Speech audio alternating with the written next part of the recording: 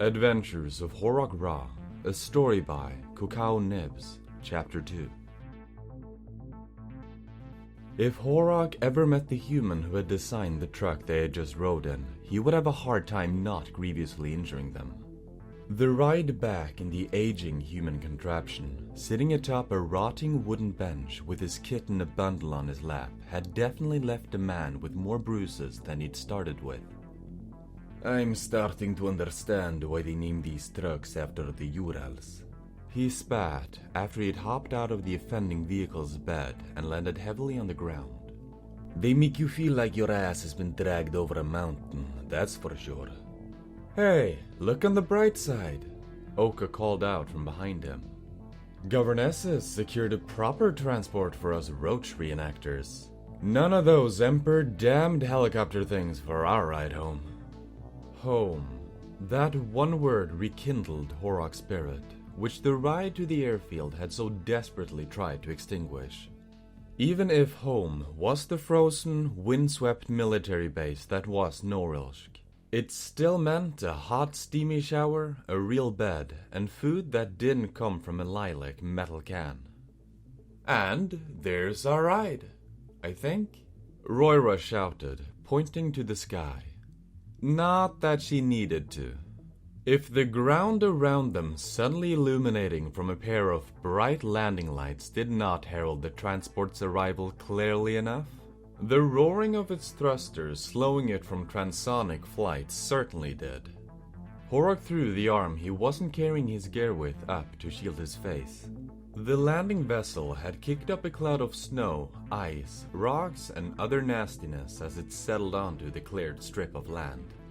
When he finally stopped feeling tiny chunks of debris peppering his body, he was able to uncover his eyes and take in the magnificent metal beast before him. It was clearly not a standard military design. The thing just looked too damn nice. The landing gear's weight relief holes were shaped like finished gemstones, instead of it being circular holes disinterestedly stamped out of the metal. The panels of ceramite that comprised the fuselage came together almost flawlessly, leaving no seams to be filled in with wellbed after the fact. The mesh covers over the air intakers were still virtually factory fresh, rather than looking like they'd survived a sparring match with the Turoks. The craft was still clearly a government model, based on its vibrant violet livery and the white stenciled-on runes that rang along its sides. The text on the vessel's nose identified it as HSTC 405, while the lettering on the tail spelled out the Imperium's motto of peace forevermore. All things considered, it was very much the sort of thing that Horok expected a governess to have in her fleet. It honestly surprised him that the noblewoman was allowing a bunch of scouts to use her personal transport. But then again, he had heard the woman was a bit on the eccentric side, so it seemed to check out. "Come on, get in!" Oka yelled, running out in front of the rest of the detachment and wildly waving her arms. "The ship's not gonna wait for y'all, so stop staring and get moving."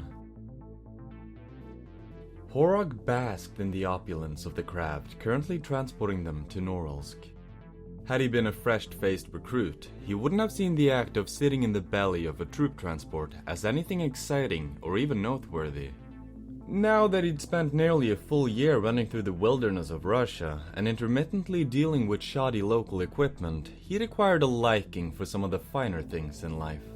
Like seats that seemed to be designed to fit actual living multicellular organisms. Or engines that did not sing the songs of their people on startup. Or cabin air that didn't smell like Imperial cigarette butts and Grimshaw spray.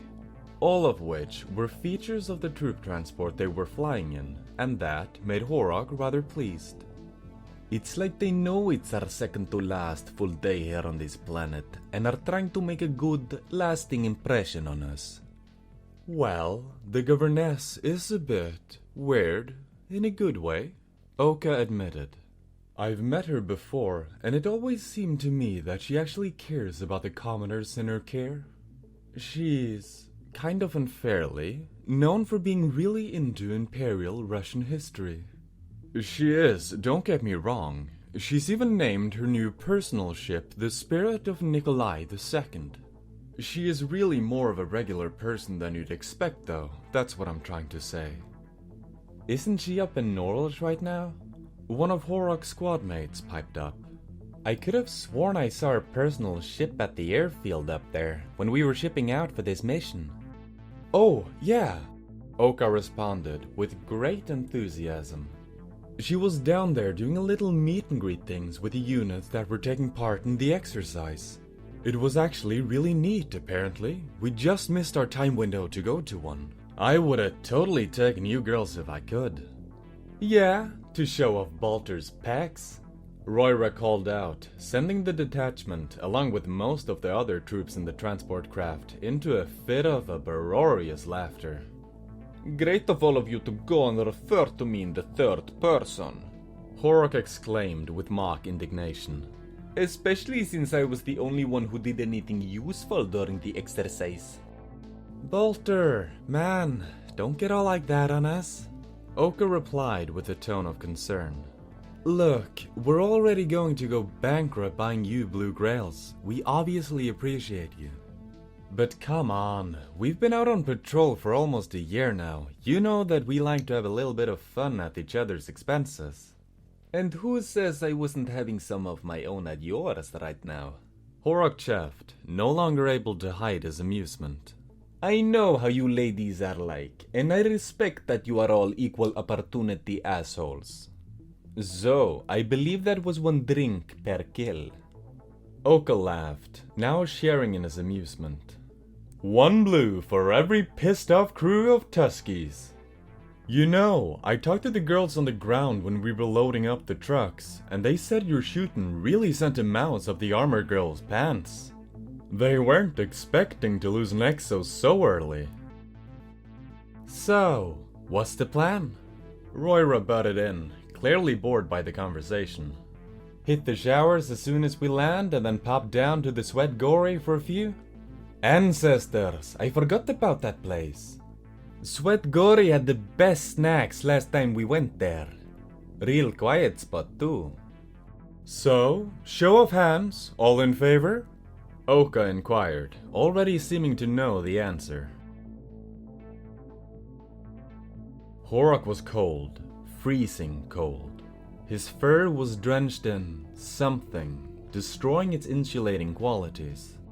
This, in itself, was odd. Hadn't he taken a shower and blow-dried himself the night before? And for that matter, why am I so sore? The man pondered. His mind felt slow, as if his thoughts were swimming through syrup. Weren't we going to sleep on the barracks on base? The beds there aren't great, but they aren't this stiff. He opened his eyes a bit, only to immediately squeeze them shut. It felt as though he had stared at a flashbang with how bright everything was. Shit, I've slept in, and I've got one hell of a hangover. Horok realized, a cocktail of several unpleasant emotions, all entering his brain at once. Oka's gonna kill me. Wait, why didn't Oka wake me up already? He suddenly thought. We would wake up before the sun rose for our morning runs back when we were here for R&R in the early spring. The sun seemed to be up nice and high, so it must be at least midday. I swear, if Oka set a timer and is gonna make me do a burpee for every minute I've slept in, I won't even be mad. I deserve it. He went to stretch out and rise from his sleeping spot, only to have his arm hit something hard, cold, and damp. This definitely wasn't a bed in the barracks. Putting his arms out also made him realize that his KPF-03 was laying across his chest, fully assembled, with its vented muscle shroud resting on his shoulder. As he patted the thing's stock, Horok realized to his horror that the mammoth gun was loaded, with its fire selector precariously jammed between safe and fire positions. He hurriedly jammed the lever all the way to its safe position and, hands trembling, pulled out the gun's magazine. His heart desperately trying to free itself from his chest, Horok checked the mechanical backup shot counter. 2 of the 8 pegs were down. What did I shoot? He set the magazine down in horror. Why did I shoot? Why did I have my gun at the bar? The rumble of a distant engine made a rather unpleasant thought spring into his mind. I am in the drainage ditch, aren't I? There I was, telling Dad that his little boy wouldn't end up drunk on the side of the road if he joined the Scouts. It hasn't even been a full year. Ancestors forsake it. This time, when he attempted to open his eyes, he parted his eyelids just a crack, letting just a bit of light in. Horok could now see a snow-covered landscape gleaming in the late morning sun. Rows upon rows of loosely spaced high-rise apartments erupted from the ground a short distance away. Between him and the city of Norilsk was a roughly plowed dirt and gravel road which carved a winding path through the rocky terrain. Along this path trundled a grey, unmarked van with visibly reinforced front glass and bare purple metal bull bars mounted to its front bumper. Horok briefly considered hailing the driver of the vehicle before having second thoughts. There were many things he would be willing to do to get out of the predicament he found himself in, but begging for the compassion from a security patrol. He wasn't about to stoop that low, not so soon, at least. Feeling around his body, he found his snow camo netting attached to his belt. Why he had it on him, he had no clue, but he certainly wasn't against taking a boon if the universe decided to throw him one. He threw the thing over himself and his gun and went still. The thick, slightly textured fabric had a twofold advantage of keeping him warm and hopefully making him nigh invisible to the approaching patrol. The sound of the motor grew louder before passing him and beginning to fade away. A sudden squeal from the brakes pierced the air and the unseen vehicle grounded to a halt. Several doors opened and then slammed shut, and Horok began to faintly hear the occupants of the car talking as they walked in his direction. "And you are sure this isn't another pile of dirty snow?" A rather annoyed-sounding female Shivanti voice inquired. "Look, it was you gals who all wanted to send your thermals to Corey for calibration." A male human snapped back, clearly equally peeved by whatever the situation was. "Oh, but Adam has his set, so we'll be fine," the male voice mockingly continued. Judging by how much louder and clearer he sounded, the man and his compatriots were drawing nearer to Horok. "And now my thermal kit is acting up and we're all down to Mark 1 eyeballs. So yes, I will check every snowbank, because if you recall, we're looking for a white furball in a city where it just fucking snowed." "Hey, let's all take a step back here." Another female voice, whose speaker Horok couldn't identify, piped up. "This isn't some criminal mastermind we're dealing with. We're looking for a drunk private. No way he's actively trying to hide." White furball. Drunk private. It all seemed to match Horok too well. He was about to stand up and make himself known to the search party when he heard something that made his heart plummet into his bowels. "Well, just checking. Which one of you girls has the cuffs? God, it would be embarrassing to find him and have nothing to arrest him with." "Nah, got him right here," another female Shivanti voice replied. From how close her voice sounded, Horok surmised that the searchers were practically on top of him. "Had him on my belt ever since we left in the morning to go look for that furball stiff." "And speak of the devil, look who I found." Horok felt the tip of a boot lightly nudging his shoulder. Like a frightened Grimshaw, he leaped up from the ground, his terror masking the eye-watering headache that his hangover had planted and his sudden movement had awakened. The Rakari forced his eyes open, trying to peer through the blinding glare as he desperately raised his trusty A3 in his trembling hands and took aim at where he thought the voices were coming from. Almost immediately, however, the gun was yanked from his arms, and a boot between the shoulder blades sent him flying face first into the frozen dirt. Head down, hands where I can see 'em. The gruff voice of a Shivanti barked as the muzzle of a las rifle dug into the back of the man's skull. You're lucky we have orders to try to bring you in alive, stiff. Hey, easy there, Grim. He's just a kid. The male piped up from a few paces away, as Horok felt his wrist being cuffed together. You're making it out like he's out to get us or something. He's just scared. I know I would be. Look, Adam, you would be on edge too if you had a thing shoved in your face. It can cut clean through our armor.